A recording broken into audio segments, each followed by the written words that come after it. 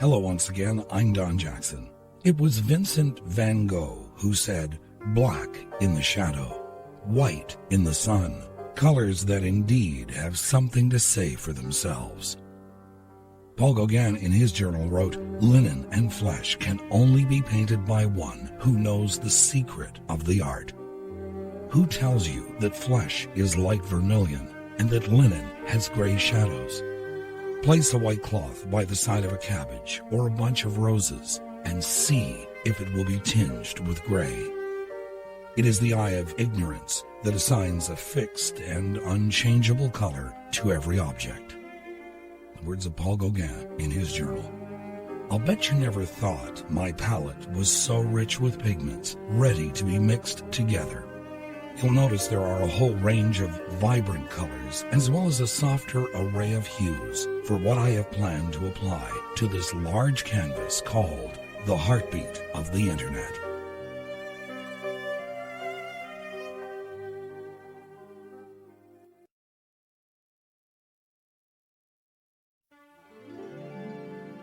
Paul Cézanne said, "There's a minute of life passing. Paint it in its reality and forget everything to do that. Become it itself. Give the image of what we actually see, forgetting everything that has appeared before us." Paul Valéry mused, "The painter should not paint what he sees, but what will be seen." I have always admired those with the ability to fill up a canvas with life, and not just the masters from centuries past. Flipping channels on a Saturday afternoon many years ago, I came upon a couple of landscape painters on public television. In essence, what they were doing was teaching those who wanted to learn some very easy techniques. They would create some imaginary scenes on canvas, usually mountains, forest, and rivers, and the viewer at home was encouraged to paint along with them. If one is interested in landscapes, then summer and autumn are certainly the most colorful moments to capture. But is it nature that makes the moment, or is it the artist who brings out the beauty in the moment? We have been invited into a grand house. The owner has just greeted us at the door, and before we retire to the den for coffee and conversation, he has graciously invited us to see his magnificent collection of art that adorns all the walls of his estate. He is well known for his taste in fine art. His collection is envied by some of the world's most prestigious museums. Before we begin, he shows us a picture of a young man in uniform. Certainly not one of the classics, but a painting that moves this man to wipe a tear away. Could very well be an unknown work by a famous artist, but the old man is silent as to who the subject is and who the artist was. After a brief pause, we begin to follow his soft footfalls. He leads us slowly from one gallery to another, stopping from time to time to admire the moment that was. His words sound like poetry when describing the scenes before us. So did Walter Pater describing one of the most famous paintings in the world, and I quote, "Hers is the head upon which all the ends of the world are come, and the eyelids are a little weary. It is a beauty wrought out from within upon the flesh, the deposit, little cell by cell, of strange thoughts and fantastic reveries and exquisite passions. Set it for a moment beside one of those white Greek goddesses or beautiful women of antiquity, and how they would be troubled by this beauty, into which the soul with all its maladies has passed." From the book Leonardo da Vinci, Feelings Inspired by the Mona Lisa. You wouldn't immediately describe the Mona Lisa as the classic example of beauty, and yet there is something special in that smile. Pater goes on to say, "All art constantly aspires towards the condition of music." End quote. Listening to the man whose home is a work of art itself is almost like listening to music. He's just about to show us another work that he is particularly fond of. Let's follow him into another grand salon.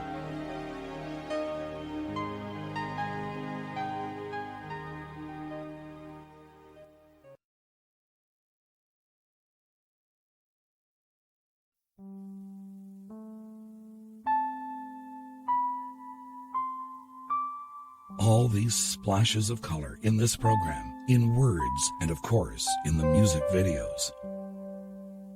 There are wonderful scenes in the Jet Li film, Hero. A Toronto Sun review called it so intensely color-saturated that it can leave one breathless. There are many beautifully photographed sequences highlighting exquisite patterns and colors. For example, the extravagant calligraphy in elaborate swirls of sand by the master calligrapher and the servant girl or the apprentice, who uses a long-handled wooden slat to erase what the master creates.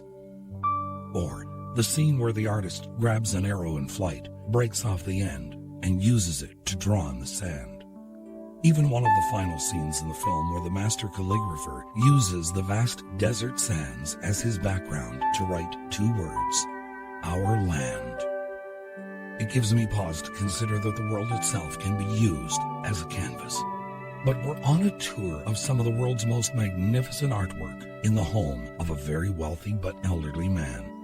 Our host is a gentleman whose eyes light up with the youth that still resides deep within when showing his passion for his collection, especially one painting of a young man in uniform. As he speaks about some of his favorites adorning the walls, we can't help but hear something in his voice that speaks of great loss. We can hear it when he quotes these words: "A youth who likes to study will, in the end, succeed." To begin with, he should know that there are 6 essentials in painting. The first is called spirit, the second, rhythm, the third, thought, the fourth, scenery, the fifth, the brush, and the last is the ink. Our host continues with a quote by Eugène Delacroix: "The first virtue of a painting is to be a feast for the eyes," and concludes by this masterpiece by Henri Matisse, by quoting the artist himself: "I want to reach that state of condensation of sensations which constitutes a picture."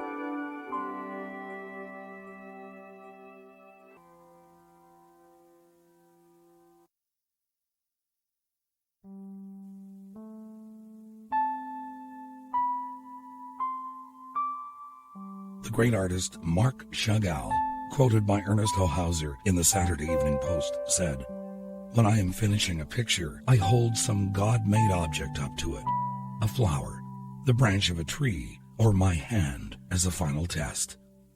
If the painting stands up beside a thing man cannot make, the painting is authentic.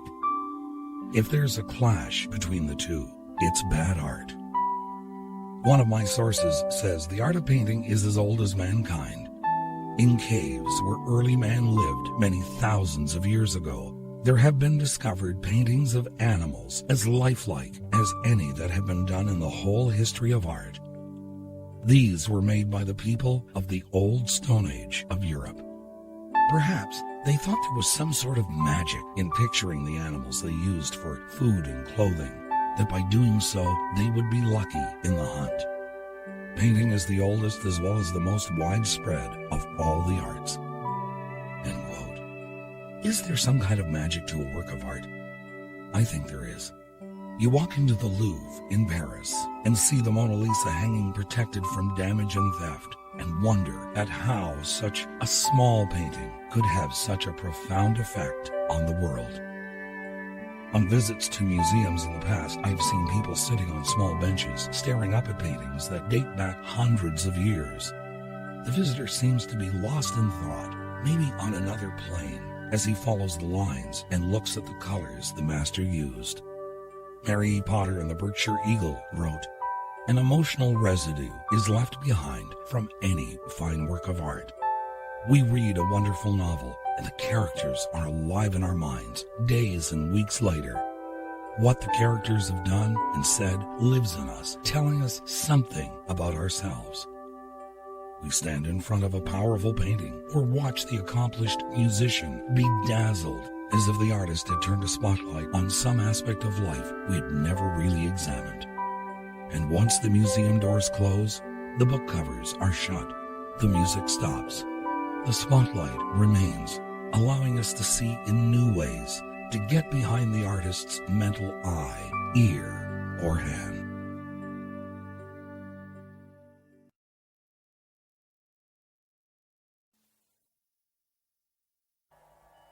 Our tour is rapidly drawing to a close, but not before we are standing in front of one of the true geniuses in the old man's collection, Pablo Picasso.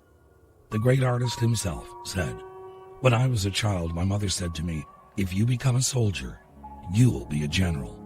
If you become a monk, you'll end up as the Pope.' Instead, I became a painter and wound up as Picasso." End quote. While we're admiring the lines and colors, I can't help but remember the recent movie about Picasso's life and loves, the 1996 film Surviving Picasso, that starred Anthony Hopkins as the eccentric artist who fathered quite a few children by different women. The owner of this work becomes teary-eyed as he tells us of the life of the great painter. But I don't think it's Picasso's life that is making him misty-eyed. Picasso said, "Painting isn't an aesthetic operation, it's a form of magic designed as a mediator between the strange, hostile world and us. A way of seizing power by giving form to our terrors as well as our desires." End quote.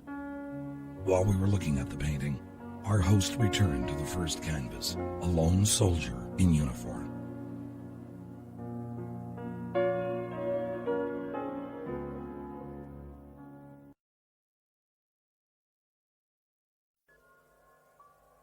I've been embellishing something that was sent to me via email by Anne in the States some years back. I've been imagining what it might have been like to be given a tour of the house owned by the man in this next story. But no more embellishment is needed. Some excerpts now from a story called Who'll Take the Sun? And I quote, "A wealthy man and his son loved to collect rare works of art. They had everything in their collection, from Picasso to Raphael.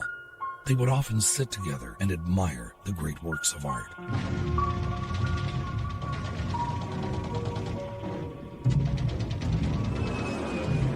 When the Vietnam conflict broke out, the son went to war. He was very courageous and died in battle while rescuing another soldier. The father was notified and grieved deeply for his only son. About a month later, there was a knock at the door.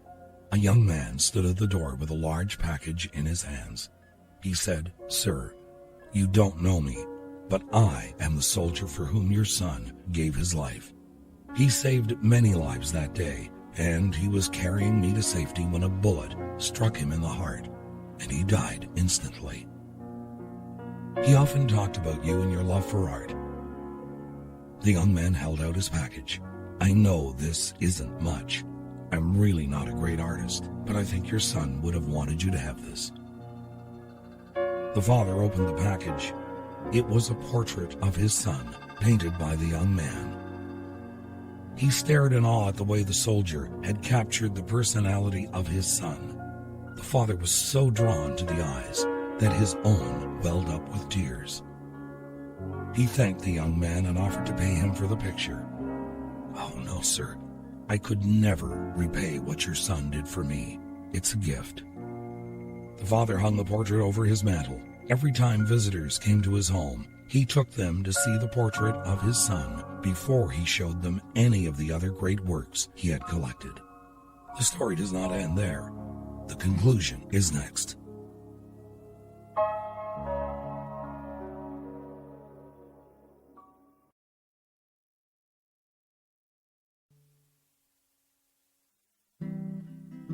A father who shared his love of fine art with his son loses the young boy during the Vietnam conflict. The soldier, whose life the son saved while forfeiting his own, shows up at the door of the father's estate with a portrait he painted of the son who saved him. It becomes the pivotal work in the old man's collection. The conclusion now, and again I quote, "The man died a few months later. There was to be a great auction of his paintings. Many influential people gathered, excited over seeing the great paintings and having an opportunity to purchase one for their collection. On the platform sat the painting of the son, The auctioneer pounded his gavel. "We will start the bidding with this picture of the sun. Who will bid for this picture?" There was silence. Then a voice in the back of the room shouted, "We want to see the famous paintings. Skip this one." But the auctioneer persisted. "Will someone bid for this painting? Who will start bidding? $100? $200? Another voice shouted angrily, "We didn't come to see this painting. We came to see the Van Goghs, the Rembrandts. Get on with the real bids." But still the auctioneer continued, "The sun, the sun. Who will take the sun?" Finally, a voice from the very back of the room. It was the longtime gardener of the man and his son. "I'll give $10 for the painting." Being a poor man, it was all he could afford. "We have $10. Who will bid 20? Give it to him for $10. Let's see the masters." $10 is the bid. Won't someone bid 20?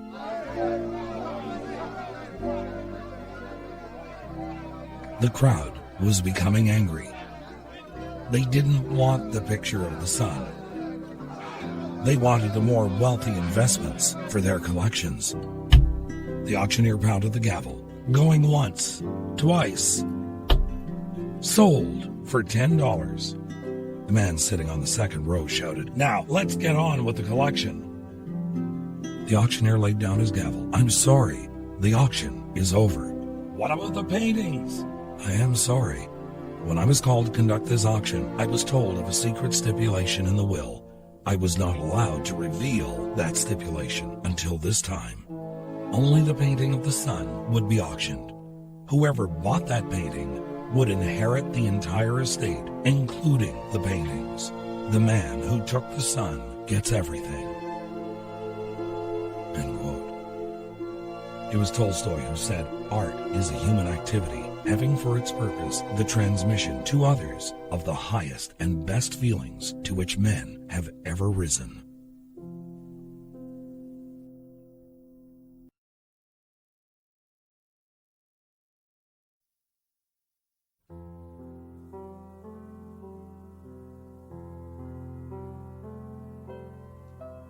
George Howe Colt in Life magazine wrote, "Touch is a primal need, as necessary for growth as food, clothing, or shelter.